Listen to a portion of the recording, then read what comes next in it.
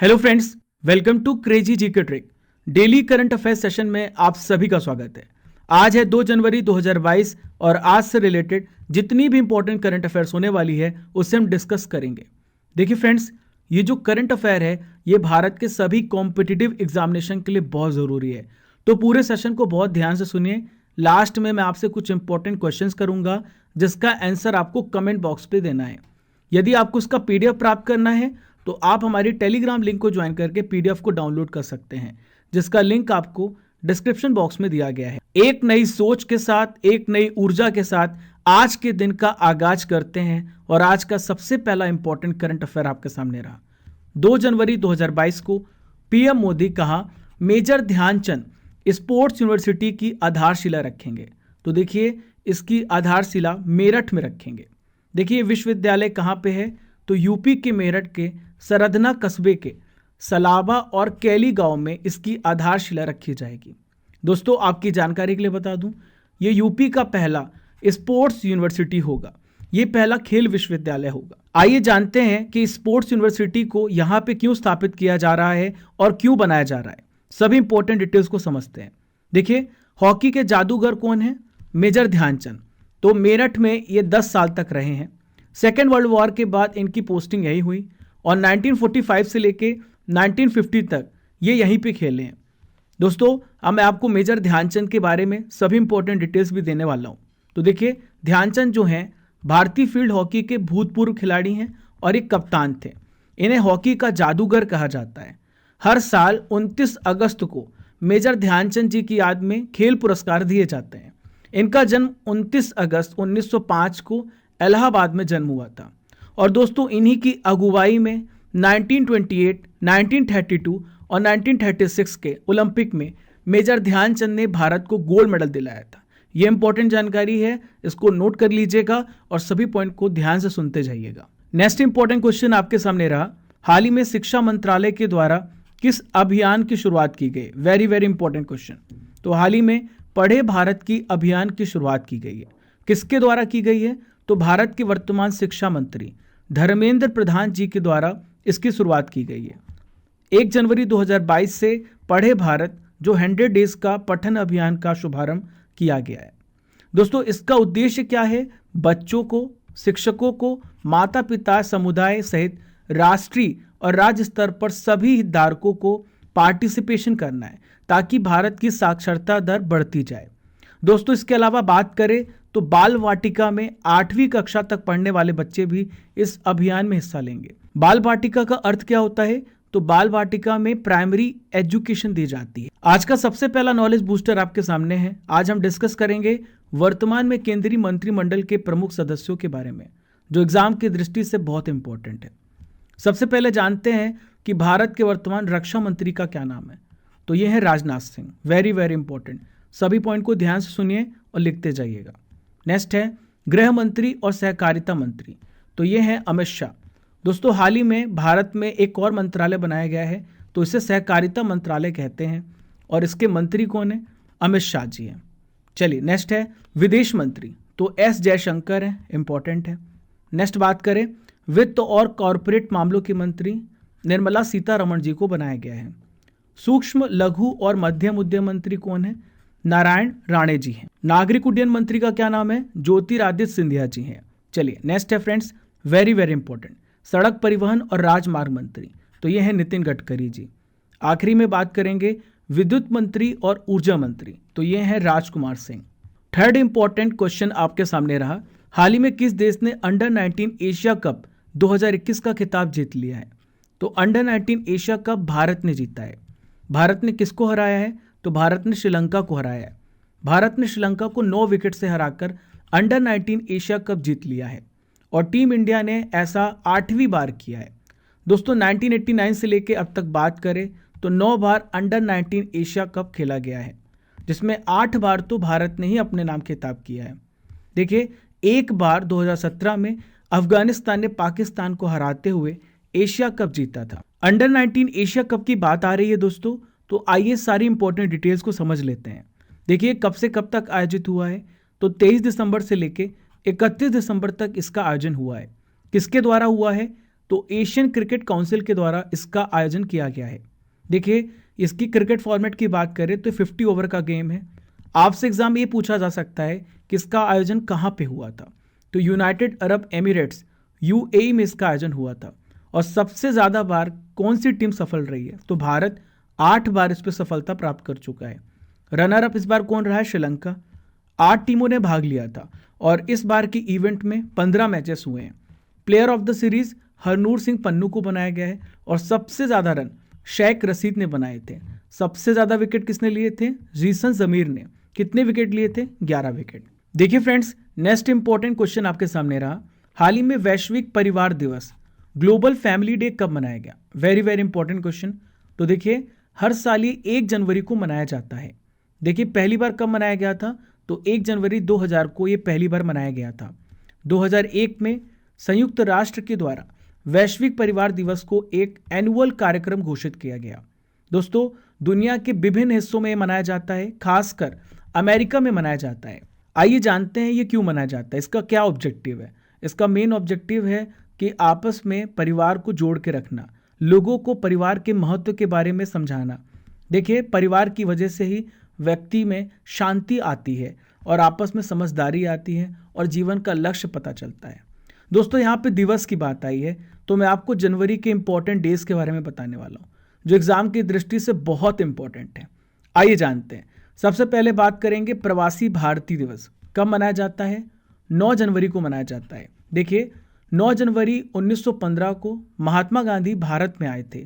तो देखिए, इस इंपॉर्टेंस को मनाया जाता है कि जो एनआरआईज हैं उनका क्या योगदान रहा है भारत के विकास में, तो इसको याद करते हुए प्रवासी भारतीय दिवस मनाया जाता है।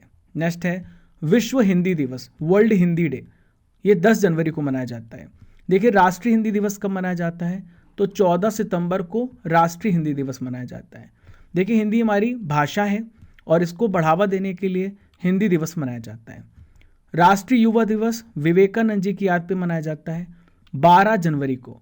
देखिए, वर्ल्ड युवा डे यानी वर्ल्ड यूथ डे कब मनाया जाता है, तो विश्व युवा दिवस 12 अगस्त को मनाया जाता है विवेकानंद जी की याद पे। आइए जानते हैं थल सेना दिवस कब मनाया जाता है, तो ये 15 जनवरी को मनाया जाता है।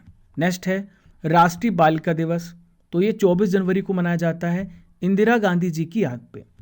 भारतीय पर्यटन दिवस मनाया जाता है 25 जनवरी को। दोस्तों, इसी दिन राष्ट्रीय मतदाता दिवस भी मनाया जाता है, क्योंकि भारतीय निर्वाचन आयोग की स्थापना 25 जनवरी 1950 को हुई थी। नेक्स्ट फ्रेंड्स, अंतर्राष्ट्रीय सीमा शुल्क दिवस, तो 26 जनवरी को यह मनाया जाता है। नेक्स्ट इंपॉर्टेंट करंट अफेयर आपके सामने रहा, हाल ही में कौन सा देश साउथ अफ्रीका के सेंचुरियन में टेस्ट मैच जीतने वाला एशिया का पहला देश बन गया है। तो देखिए, यह देश कौन सा है, तो ये भारत देश है। देखिए फ्रेंड्स, भारतीय टीम ने साउथ अफ्रीका को 113 रन से हराकर सेंचुरियन में टेस्ट मैच जीतने वाली पहली एशियाई टीम बन गई है। दोस्तों, अन्य टीमें जिन्होंने दक्षिण अफ्रीका को हराया है तो इंग्लैंड है, जिन्होंने 2000 में हराया था, और ऑस्ट्रेलिया ने 2014 में सेंचुरियन में दक्षिण अफ्रीका को हराया था। यहाँ पे साउथ अफ्रीका की बात आ रही है फ्रेंड्स, तो आइए जानते हैं साउथ अफ्रीका के बारे में इंपॉर्टेंट डिटेल्स को समझते हैं। देखिए, मैप में देखें, ये साउथ अफ्रीका है। किस कॉन्टिनेंट में आता है, तो ये अफ्रीका कॉन्टिनेंट में आता है, अफ्रीका महाद्वीप में आता है। इसकी 3 कैपिटल हैं, ध्यान से सुनिए। पहला है प्रिटोरिया, सेकंड है केप टाउन और तीसरा है ब्लूमफॉन्टेन। देखिए, प्रिटोरिया जो है ये एग्जीक्यूटिव कैपिटल है, ये कार्यपालिका राजधानी है। लेजिस्लेटिव कैपिटल, व्यवस्थापिका राजधानी केप टाउन है। न्यायिक राजधानी ब्लूमफॉन्टेन है। दोस्तों, आपसे पूछा जा सकता है कि साउथ अफ्रीका के प्रेजेंट प्रेसिडेंट का क्या नाम है, तो उनका नाम है सिरिल रामाफोसा।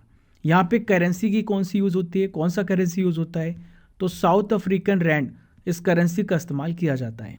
देखिए फ्रेंड्स, नेक्स्ट इंपॉर्टेंट क्वेश्चन आपके सामने रहा, हाल ही में किसे निरस्त्रीकरण पर संयुक्त राष्ट्र सम्मेलन में भारत का नया स्थायी प्रतिनिधि नियुक्त किया गया है। इनका क्या नाम है, इनका नाम है अनुपम रे। Very very important question. देखिए, निरस्त्रीकरण का मतलब क्या होता है, डिसआर्मामेंट यानी हथियारों के इस्तेमाल में कमी लाना। दोस्तों, इसे निरस्त्रीकरण कहते हैं। दोस्तों, अनुपम रे किनका स्थान लेंगे, तो ये पंकज शर्मा की जगह जिनेवा में निरस्त्रीकरण पर संयुक्त राष्ट्र सम्मेलन में भारत का अगला स्थायी प्रतिनिधि बनेंगे।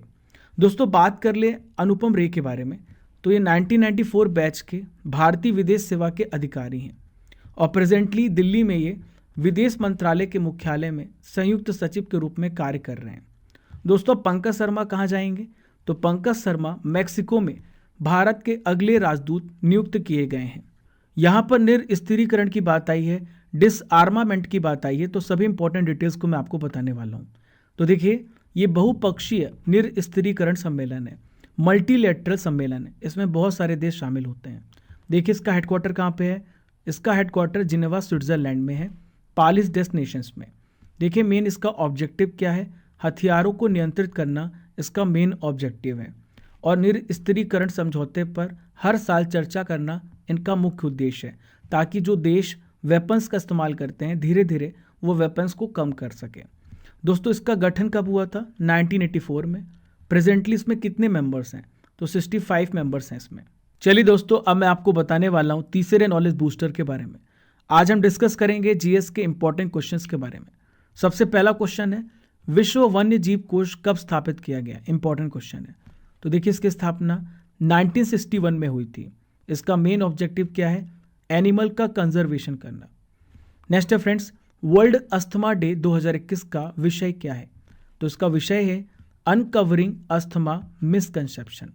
नेक्स्ट इंपॉर्टेंट क्वेश्चन है, बहुत ध्यान सुनिए।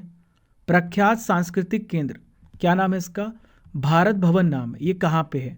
तो भारत भवन भोपाल में है। इसकी स्थापना 1982 में हुई थी, ये बात याद रखिएगा। नेक्स्ट है फ्रेंड्स, गवर्नर जनरल की कार्यकारिणी में नियुक्त होने वाले पहले भारतीय कौन थे? क्या नाम था इनका?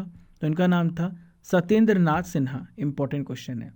नेक्स्ट है फ्रेंड्स, संवेग परिवर्तन की दर किसके बराबर होती है? तो ये बराबर होती है बल के, फोर्स के। लास्ट क्वेश्चन है, इलाहाबाद की स्थापना के बाद बंगाल में द्वैध शासन की स्थापना किसने की? तो रॉबर्ट क्लाइव ने इसकी स्थापना की थी। चलिए फ्रेंड्स नेक्स्ट इंपॉर्टेंट क्वेश्चन को देखते हैं। हाल ही में इस्पात मंत्रालय के सचिव के रूप में किसने पदभार ग्रहण किया है? देखिए इस्पात मंत्रालय का मतलब क्या होता है? Steel ministry. तो किसने पदभार को ग्रहण किया है? इनका नाम है संजय कुमार सिंह। आइए संजय कुमार सिंह के बारे में जान लेते हैं। तो संजय कुमार सिंह मध्य प्रदेश कैडर के 1987 बैच के आईएएस ऑफिसर हैं। ये किनके स्थान पर आएंगे? तो पीके त्रिपाठी का ये स्थान लेंगे। दोस्तों यहाँ पे स्टील मिनिस्ट्री की बात आई है। तो स्टील मिनिस्ट्री का काम क्या है? लौह और इस्पात उद्योग यानी आयरन एंड स्टील इंडस्ट्री के डेवलपमेंट के लिए कार्य करना। देखिए फ्रेंड्स, आपसे पूछा जा सकता है कि प्रेजेंट स्टील मिनिस्टर कौन है? तो इनका नाम है Ramchandra Prasad Singh. Next important question आपके सामने रहा, हाल ही में पेंशन भोगियों के लिए जीवन प्रमाण पत्र के सत्यापन के लिए डिजिटल सेवा शुरू करने वाला देश का पहला राज्य कौन सा बन गया है? देखिए इस राज्य का क्या नाम है? इसका नाम है उड़ीसा। दोस्तों उड़ीसा के कौन है सीएम? तो वर्तमान सीएम है नवीन पटनायक जी। इन्होंने पेंशन धारक जो पेंशन प्राप्त करते हैं, पेंशन भोगी जो हैं, उनके पहचान के सत्यापन और जीवन प्रमाण पत्र के लिए एक ऑनलाइन सेवा शुरू की है। दोस्तों अब उन्हें बैंक नहीं जाना पड़ेगा, वेरिफिकेशन के लिए ऑनलाइन के माध्यम से वो वेरिफिकेशन करा सकते हैं और ऐसा करने वाला उड़ीसा देश का पहला स्टेट बन चुका है। अब पेंशन भोगी जो होंगे अपने मोबाइल फ़ोन के माध्यम से अपनी आइडेंटिटी और जीवन प्रमाण पत्र प्राप्त कर सकते हैं। दोस्तों अब मैं आपको चौथे नॉलेज बूस्टर की ओर ले चल रहा हूँ और मैं आपको बताने वाला हूँ इंडियन पॉलिटी के मोस्ट इंपॉर्टेंट क्वेश्चन जो एग्जाम में पूछे जाते हैं। तो पहला क्वेश्चन है, राष्ट्रपति सर्वोच्च न्यायालय से संविधान के किस आर्टिकल के अंतर्गत परामर्श या एडवाइजरी ले सकता है? तो देखिए ये आर्टिकल 143 में कवर है। एग्जाम में कई बार क्वेश्चन पूछा गया है, हाल ही में यूपी के एग्जाम में भी ये क्वेश्चन पूछा गया था। नेक्स्ट है फ्रेंड्स, किस आर्टिकल के तहत, किस अनुच्छेद के तहत अवशिष्ट शक्तियों को रेसिडुअल पावर्स कहा जाता है? ये केंद्र के पास है यानी सेंटर के पास है। तो ये आर्टिकल 248 में मेंशन्ड है। नेक्स्ट है फ्रेंड्स, भारत के महान्यायवादी की नियुक्ति से संबंधित अनुच्छेद कौन सा है?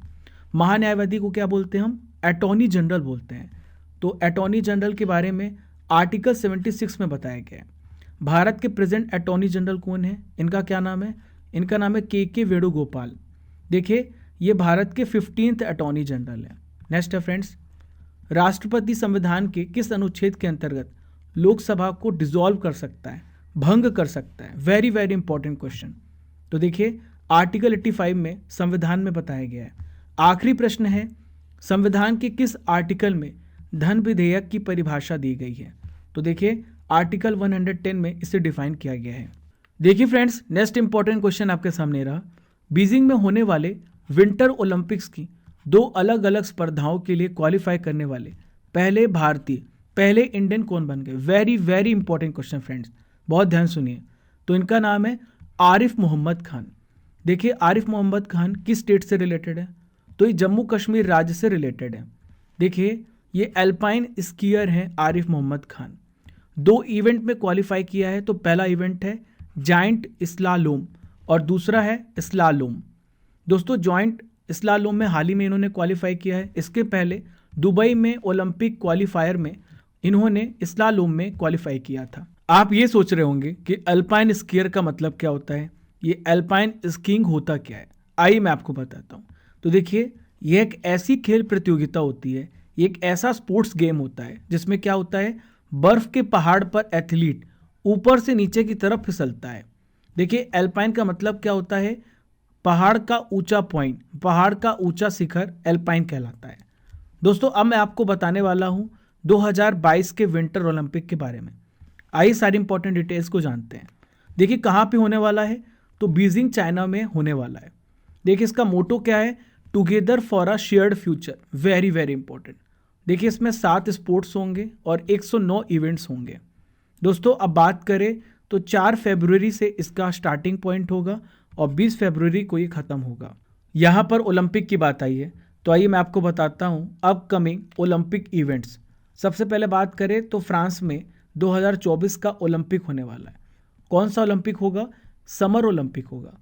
देखिए इटली में 2026 में विंटर ओलंपिक का आयोजन होगा। देखिए यूनाइटेड स्टेट्स में 2028 में लॉस एंजल्स में समर ओलंपिक होगा। ऑस्ट्रेलिया में 2032 में भी समर ओलंपिक होगा। ध्यान दीजिए 2026 में इटली में विंटर ओलंपिक्स का आयोजन होगा। 2022 में कौन सा ओलंपिक होगा? तो विंटर ओलंपिक्स होगा। कहाँ पे? चाइना में। नेक्स्ट इंपॉर्टेंट क्वेश्चन आपके सामने रहा, हाल ही में किसने तमिलनाडु क्रिकेट संघ के अध्यक्ष पद से अपना इस्तीफा दे दिया है? इनका क्या नाम है? देखिए इनका नाम है रूपा गुरुनाथ। दोस्तों रूपा गुरुनाथ ने सितंबर 2019 में तमिलनाडु क्रिकेट संघ के अध्यक्ष के रूप में पदभार को संभाला था। दोस्तों ये पहली ऐसी फीमेल है जिन्होंने भारत में किसी भी राज्य क्रिकेट संघ की अध्यक्षता की है। देखिए मैं आपकी जानकारी के लिए बता दूं, ये बीसीसीआई के पूर्व प्रेसिडेंट, क्या नाम है इनका? एन श्रीनिवासन, इनकी बेटी हैं रूपा गुरुनाथ। दोस्तों इन्होंने क्यों इस्तीफा दिया है मैं आपको बता देता हूं। तो बीसीसीआई के पूर्व अधिकारी एवं लोकपाल न्यायाधीश सेवानिवृत्त डीके जैन की रिपोर्ट में इन्हें हितों के टकराव के कारण दोषी पाया गया था। इस वजह से इन्होंने इस्तीफा दे दिया है। देखिए फ्रेंड्स, आज का सबसे आखिरी इंपॉर्टेंट करंट अफेयर आपके सामने रहा, रॉस टेलर का संबंध किस कंट्री से है जिन्होंने अभी हाल ही में अंतर्राष्ट्रीय क्रिकेट से संन्यास लेने की घोषणा कर दी है? तो देखिए रॉस टेलर जो है न्यूजीलैंड के प्लेयर हैं। दोस्तों वो अंडर 19 क्रिकेट टीम के कप्तान भी रह चुके हैं। इन्होंने 110 टेस्ट मैच खेले हैं जिनमें इन्होंने 7,584 रन बनाए हैं। वहीं पे बात करें 223 वनडे मैच खेले हैं जिनमें इन्होंने 8,581 रन बनाए हैं और टेस्ट में इनका सबसे बेस्ट स्कोर 290 रन रहा है। आइए फ्रेंड्स मैं आपको best comments of the day पे लेके चलता हूँ। दोस्तों बहुत सारे लोगों के कमेंट्स हम तक पहुँचे हैं, आप सभी के वैल्यूएबल फीडबैक भी पहुँचे हैं। हम उन फीडबैक को बहुत ध्यान से पढ़ते भी हैं और सभी कमेंट्स को पढ़ते हैं। यहाँ पर सुमन कोहली जी, राकेश कुमार बर्नवाल, निगम अभिषेक और समर्थ विश्वकर्मा, आप लोगों का वैल्यूएबल फीडबैक हम तक पहुँचा है and thank you for your support. दोस्तों ऐसे ही क्रेजी जी का ट्रैक को आप सपोर्ट करते रहिए ताकि हम आपके लिए अमेजिंग कंटेंट लाते रहें। दोस्तों अब मैं आपसे कुछ इंपॉर्टेंट क्वेश्चंस करने वाला हूँ जिसका आंसर आपको कमेंट बॉक्स पे करना है। तो पहला क्वेश्चन है, मेजर ध्यानचंद का जन्म कब हुआ था? Question number 2, 2021 under 19 Asia cup का आयोजन किस कंट्री में किया गया? क्वेश्चन नंबर 3, वैश्विक परिवार दिवस मनाने की शुरुआत कब की गई? क्वेश्चन नंबर 4, साउथ अफ्रीका के प्रेसिडेंट कौन है? एंड लास्ट क्वेश्चन, वर्तमान में इस्पात मंत्री, स्टील मिनिस्टर कौन है? इन पांचों क्वेश्चंस के आंसर आपको कमेंट बॉक्स पे करना है। और दोस्तों इस हैबिट को हमेशा बरकरार रखना है ताकि आपका जो कंसंट्रेशन है और मेमोरी पावर पूरे सेशन में बढ़ता जाए। चलिए फ्रेंड्स, अब 1 जनवरी के करंट अफेयर्स का हम रिवीजन कर लेते हैं। चलिए, पहला क्वेश्चन है 2021 का हिंदी का साहित्य अकादमी पुरस्कार किसे प्रदान किया गया? तो दया प्रकाश सिन्हा को प्रदान किया गया। साहित्य अकादमी पुरस्कार कब स्थापित हुआ है? 1954 में, और पहली बार इसकी शुरुआत 1955 में देने की शुरुआत की गई। हाल ही में कौन सा देश डुअल मोड वाहन चलाने वाला दुनिया का पहला देश बन गया? तो देखिए, इस देश का नाम है जापान। दक्षिण अफ्रीका के किस खिलाड़ी ने टेस्ट क्रिकेट से संन्यास लेने की घोषणा की? इनका क्या नाम है? इनका नाम है क्विंटन डिकॉक। अगला है अटल इनोवेशन रैंकिंग 2021 में किस आईआईटी संस्थान ने लगातार तीसरी बार पहला स्थान प्राप्त किया है? तो इस संस्थान का नाम है आईआईटी मद्रास। नेक्स्ट है हाल ही में साल 2021 में विश्व में सबसे अधिक बार डाउनलोड किए जाने वाला ऐप कौन बन गया है? तो देखिए, इसका नाम है टिकटॉक। देखिए फ्रेंड्स, नेक्स्ट इंपॉर्टेंट क्वेश्चन आपके सामने रहा। हाल ही में किस देश ने चीन से 25 J-10C फाइटर जेट खरीदे हैं? तो किस देश ने खरीदे हैं? पाकिस्तान ने खरीदे हैं चीन से। किस राज्य में आसपा को अगले 6 महीने तक बढ़ा दिया गया है? तो देखिए, नागालैंड में इसे 6 महीने तक बढ़ा दिया गया है। भारत और किस देश की सरकार ने एक एयर बबल समझौते को अंतिम रूप दिया है? तो कल ही मैंने आपको पढ़ाया था, तो भारत और सऊदी अरब ने इसे अंतिम रूप दिया है। नेक्स्ट है हाल ही में बॉलीवुड के किस प्रसिद्ध फिल्म प्रोड्यूसर का निधन हो गया है? इनका क्या नाम है? इनका नाम है विजय गलानी। देखिए, लास्ट क्वेश्चन है doctor VL Dutt glimpse of a pioneer's life journey, इस पुस्तक के लेखक का क्या नाम है? तो इनका नाम है डॉक्टर वीएल इंदिरा दत्त। दोस्तों, ये थे 1 जनवरी के इंपॉर्टेंट करंट अफेयर्स का रिवीजन। हमने डेली करंट अफेयर में 2 जनवरी के करंट अफेयर्स को भी पढ़ लिया है। आशा करता हूं कि आपको ये सेशन पसंद आया होगा। फॉलो कीजिए क्रेजी जीके ट्रिक को डिफरेंट सोशल मीडिया प्लेटफॉर्म पर। दोस्तों, हमारा ऑब्जेक्टिव है, हमारा मकसद है आपको बेस्ट कंटेंट प्रोवाइड करना। दोस्तों, आपका समय कीमती है, इसलिए हम कम समय में ज़्यादा से ज़्यादा कंटेंट प्रोवाइड करने का प्रयास करते हैं। पहली बार अगर हमारे चैनल पर आ रहे हैं तो सब्सक्राइब कर लीजिए और बेल आइकन बटन दबाना बिल्कुल भी मत भूलिएगा। Keep liking, keep sharing your favourite channel. Thank you friends.